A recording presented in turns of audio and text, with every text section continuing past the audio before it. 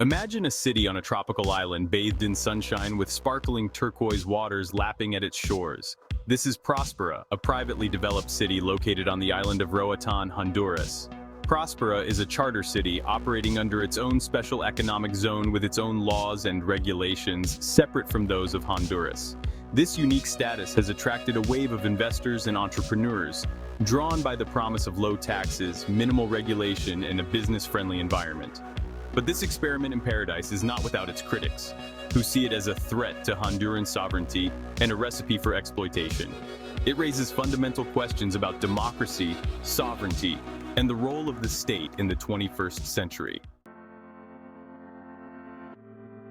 At the heart of Prospera's appeal is its unique economic model. The city operates as a free trade zone with no income tax, capital gains tax, or sales tax.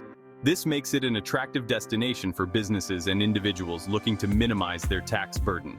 In addition to its favorable tax regime, Prospera also boasts a streamlined regulatory environment with a focus on speed and efficiency. Critics argue that this model amounts to a race to the bottom, with countries forced to compete with each other to offer the lowest taxes and the weakest regulations in order to attract investment.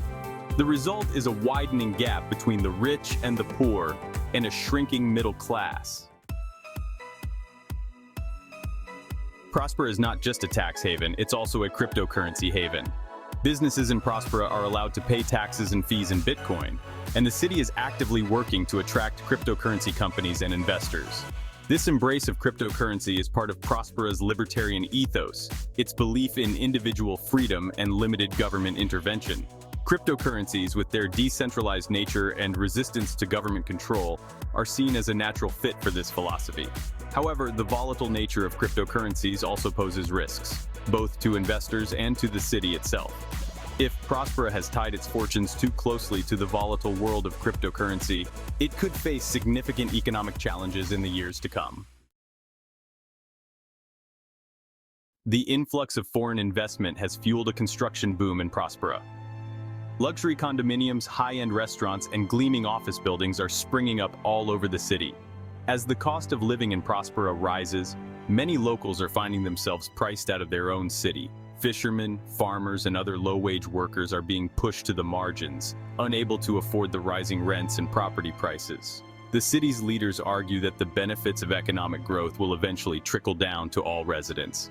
But critics argue that these benefits are not being shared equally, and that the city's development model is exacerbating existing inequalities.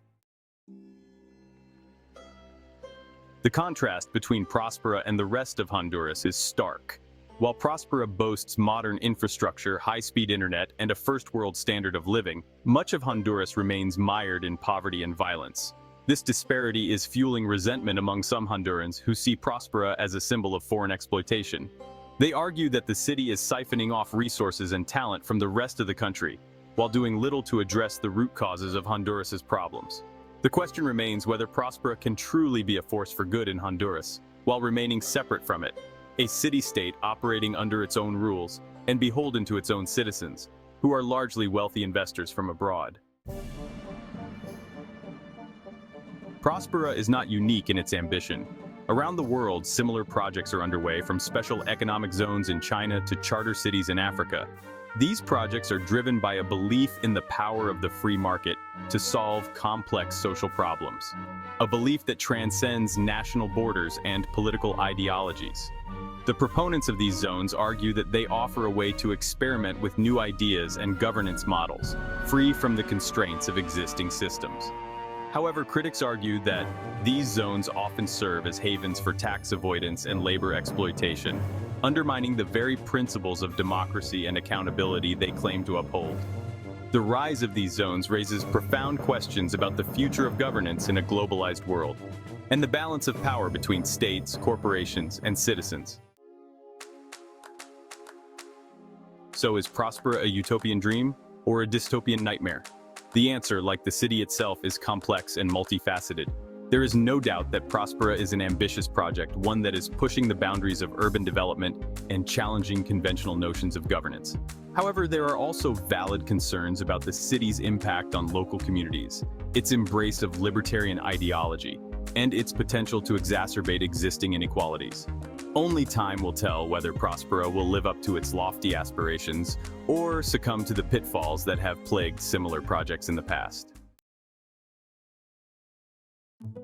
Prospera's story, though still in its early chapters, offers a glimpse into a future that is increasingly defined by privatization, deregulation, and the erosion of national sovereignty. As globalization accelerates, and the gap between the rich and the poor widens, the allure of projects like Prospera is likely to grow. Governments, desperate for investment and eager to attract capital, may be tempted to cede more and more control to private companies and investors. This trend raises profound questions about the future of democracy and the role of the state in the 21st century. Will we see a world where cities are increasingly run like corporations, accountable to shareholders rather than citizens? The answers to these questions will shape the future of our planet and determine whether projects like Prospera represent a step forward or a step back for humanity.